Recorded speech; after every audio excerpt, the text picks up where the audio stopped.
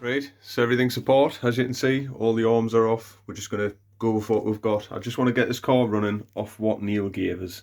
So as you can see there, the diffs, they're all taken apart. They're going to get shimmed up. The gears were absolutely fine, Neil. The drive shaft, it was bent. I've straightened it as best I can, even though you did give us another one. I just thought, why not? It's just a bash off a jade, isn't it, really?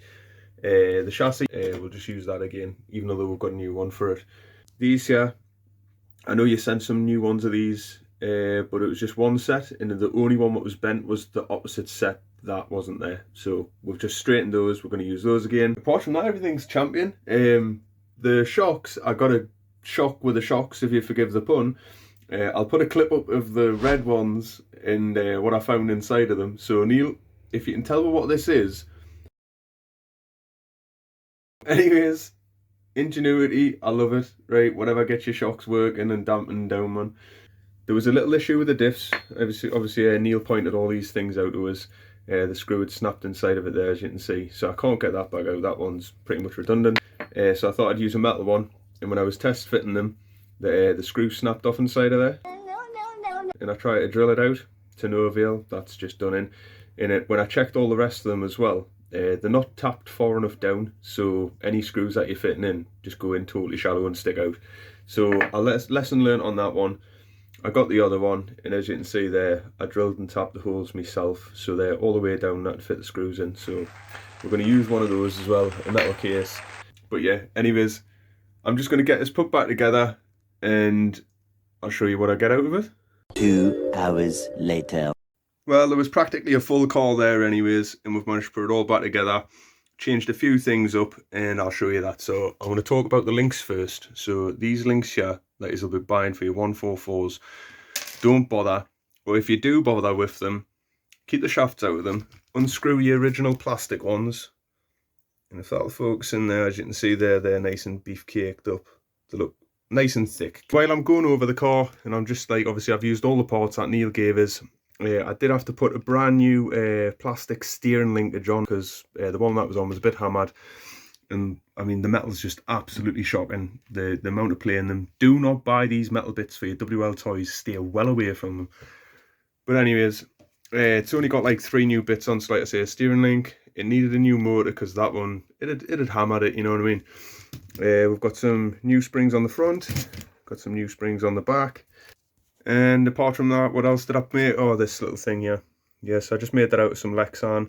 And this strap here, believe it or not, you know when you get them moon boots, if you break your foot and you've got those straps going around it. It's just a spare moon boot strap that I cut to 26mm wide. And that works absolutely fine. With that will focus, fucking damn it. So I cut it at 26mm and stitched it. As you can see, I've got my little stitchings in there. So yeah, anyways, that's that. I'll take the shell off and I'll show you something to do with suspension towers and as to why that's sat really low compared to the front. This rear post, the shock towers, sorry, if you are doing this to your cars and you are using fat bodies, if you've got, where is it?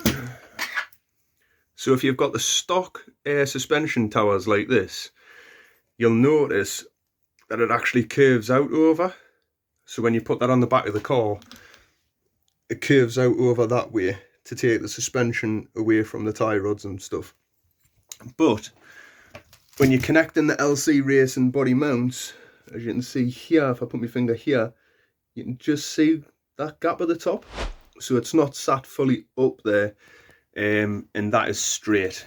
So if you do decide to get a fat bodies, make your mind up whether or not you're going to keep the stock ones or you're going to be getting upgraded shock towers like those. Get them fitted first, then fit your body, because if you don't, you'll run into a few issues.